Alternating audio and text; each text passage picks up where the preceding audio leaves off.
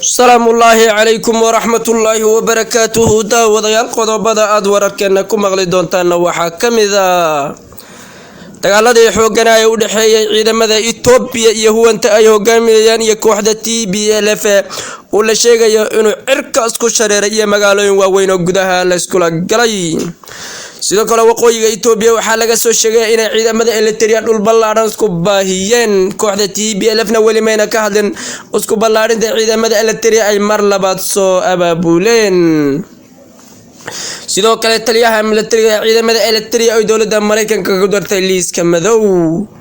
qodobada kale wararkeena ku maqli doontaan waxa kamid ah madaxweynaha dawladda deegaanka Soomaalida oo sheegay inay ururka oon alif ku guuleysteen inay qayb ka mid ah ka dhacayaan siyaasadda xisbiga talada dalka ee PP qodobadaas oo faahfaahsan daawadeel ku soo dhawaada taariikhdu waxay ku beegan tahay 24 bisha 8 2021 hadaynu u guda galo wararkeeni oo faahfaahsan galbeedka dalka Itoobiya waxa laga soo sheegay dagaal aad u ba'an oo u dhaxeeya huwanta dawladda federaalka ay hogaaminayso iyo kooxda TPLF dagaaladii shalay dhacay waxa la sheegay inay inta badan laga gacan sareeyay kooxda TPLF jab weyn loo geystay magaalooyin badanna laga qabsaday oo cagta la mariyay ciidamadii halka ku sugnaa ee ciidamada TPLF ayaa waxa la sheegay inay wax la qabtay iyo wax dhumay wax dhan raacay ay noqdeen hase yeeshee xalay waxa soo baxay warar kala duwan oo sheegaya inay kooxda TPLF shalay ilaa xalay ay qabsanayeen magaalooyin waaweyn sidoo kale kooxda TPLF ayaa waxay sheegtay dagaaladii xooganaa ee la gashay ciidamada huwanta inay cagta marisay gebi ahaanba ugu yaraan 12,000 oo askari wax ay qabteen iyo wax dhumay inay ka dhigeen kooxda TPLF ayaa waxa ay sheegtay ciidamadan la soo abaabulay inay yihiin dhalinyaro yaryar oo dalka Itoobiya u dhashay oo dagaal iyo xifrad dagaal midna aan lahayn kooxda TPLF ayaa waxay hawada u marisay dhalinyarada Itoobiya inaan la soo khaldin dalka Itoobiya uu taariikh weyn leeyahay dalka Itoobiya ayaa waxay ku sheegtay inay kooxdan yaryar si haysan doonin hase yeeshee dhalinyarada Itoobiya inay mustaqbalkooda iyo dalkooda aan loo adeegsanin oo burburinin kooxda TPLF ayaa waxay sheegtay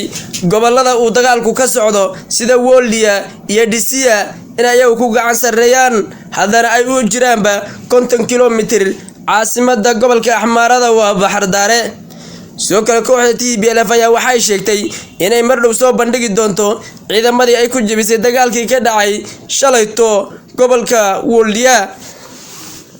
sidoo kale TPLF ayaa waxa ay sheegtay propagandada dawladda Itoobiya ay shacabka Itoobiya u sheegaysay ilaa kooxda TPLF waxa la marayaa waqtiga ugu dambeeyay cagta la marin lahaa gebi ahaan saaxadda siyaasadda laga saari lahaa inuu waxba ka jirin dawladda federaalka in ayna haysanin ciidamada difaaca hase yeeshee dawladda federaalka ayaa waxa ay sheegaysaa mar walba inay kooxdan TPLF gobolkooda u dhacay waxa uu u hareeyay uu iska yahay weynana marna hor istaagi karin dagaalka meesha ka dhacay inay u gacan sareeyaan ciidamada federaalka ee dalka Itoobiya ayaa markasta waxa lagu eedeyn jiray in ayna ahayn tabaryari iyo awood la'aan hayso TPLF kaga hortagaan hase yeeshee in daacad ka ahayn dagaalka lagu la jiro kooxda TPLF ciidamada Itoobiya ayaa waxay tahay waqtigii ugu horeysay ee dagaal Itoobiya ciidamada ka wada tirsanay dagaal ku dhaxmaro sanadkan ilaa waqtigii waabi qabtay ciidamada Itoobiya ayaa waxa la sheegayaa inay raxan isu dhiibaan markasta oo inay sheegaan dagaalka inay ku jabeen hase yeeshee dawladda federaalka ayaa waxay sheegtay waqtigii ay ka soo baxaysay waqooyiga Itoobiya inay shacabka Tigraygu ay ciidanka si xun oo la dhaqmeen duq iyo waayeel ay dagaalka galeen oo ciidamada Itoobiya ay waayeen meel ay koob shaah ka cabaan oo duqdii iyo ninkii koob shaah siin lahaaba uu mindiyaha kula ordayo sidoo kale dawladdu waxay sheegtay waagi ay ka soo baxaysay waqooyiga Itoobiya in waqti roobaadkii la joogo si ay dadka Tigraygu uga faa'iideystaan waqti roobaadka beerahoodan u tabcadaan hase yeeshee xeeldeerayaasha dagaalka ayaa waxay sheegayaan in dawladda federaalku ay dagaalkaasi ku soo jabtay jabitaanka awgeedna ay uga soo baxday si ay mar labaad iskugu abaabusho abaabulkii dawladda ayaa waxaanu anagu dagaalka uga soo baxnay xabad joojin hase yeeshee kooxda TPLF mayna u joojinin gobolkooda markay gacanta ku soo dhigeen waxay u soo tallaabeen galbeedka Itoobiya iyo gobolka Canfarta kooxda TPLF oo dadku yaaban dagaalada ay kula jirto dawladda federaalka iyo meelaha balbala dhulka fofog ee dagaalka ka wadaan ayaan la garanayn meel uu dambeyn doono sida magaalooyinka Osaka dagaalka xuni ka socda waxaa kamid ah Woldia iyo Disia waxaa la soo sheegayaa in ciidamada federaalku ay duqeymo waaweyn ku hayaan hase yeeshee dagaalka iska caabintii xagga lugta ay kooxda TPLF wali caarsaar haysato kooxda TPLF ayaan la garanaynin meesha ay dhaanka ku furi doonto maadaama ay dalkan Itoobiya ay soo maamuli jirtay 27 sano wixii ay geysatay dhib iyo wanaag baahana wali dhiqadiisi ay qoyan tahay shacabka Itoobiya hadii la weydiiyo kooxda TPLF inay dalka qabsan karaan hal ruux ku dhahaya arintaas way dhici kartaa ma jirto ruux walbana wuxuu ku leeyahay TPLF ma suurta gali karto laakiin siyaasad kale waxay la iman karaan ay shaati kale ku daba gabanayaan daawada qodobada kale wararkeena ku maqal doontaana waxaa kamid ah taliyaha ciidanka Eritrea ayaa dawladda Mareykanka waxay ku dartay liiska madow taliyahan ayaa waxaa lagu eedeeyay inay ciidamadiisu xasuuq badan ka geysteen gobolka Tigreega iyo gobolka Waqooyiga waqtigii uu dagaalku qarxay taliyahan ayaa waxaa la sheegay inuu yahay saraakiisha ugu dhaw madaxweynaha Eritrea Afwerki taliyahan oo la sheegay inuu ciidamada Eritrea uu si xun u hawlgeliyay arrin khaldan ka dhaadhiciyay oo xasuuqa bilaaadmada ka baxsan ciidamada Eritrea ayaa waxaa lagu eedeeyaa inay markasta kufsi wadareed geystaan hase yeeshee lama garanayo ciidamada Eritrea danta ay ka leeyihiin waqooyiga Itoobiya dagaalka ay ka wadaan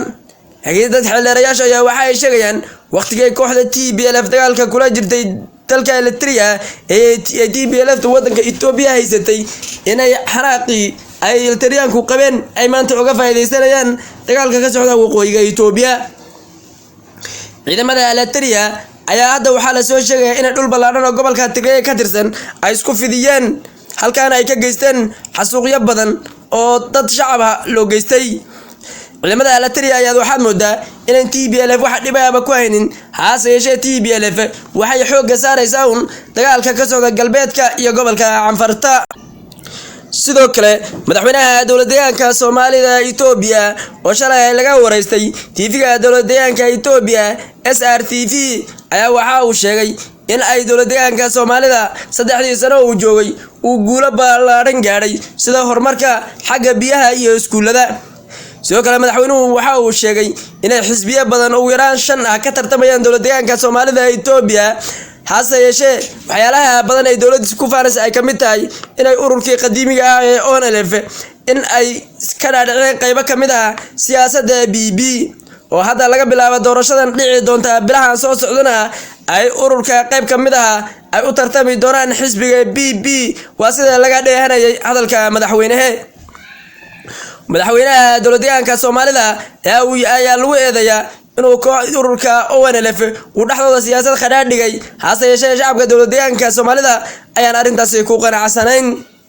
ururka ONLF oo urur qadiimi ah ayaa waxaa la sheegayaa ay saacada la fahmi lahay sida ugu dhib yar madaxweynuhu ku kala furfuray inay tahay siyaasad aad meel fog laga soo shaqeysiyay tan iyo kulantii damo wacan waxay naga tagayna saas iyo nabadgelyo.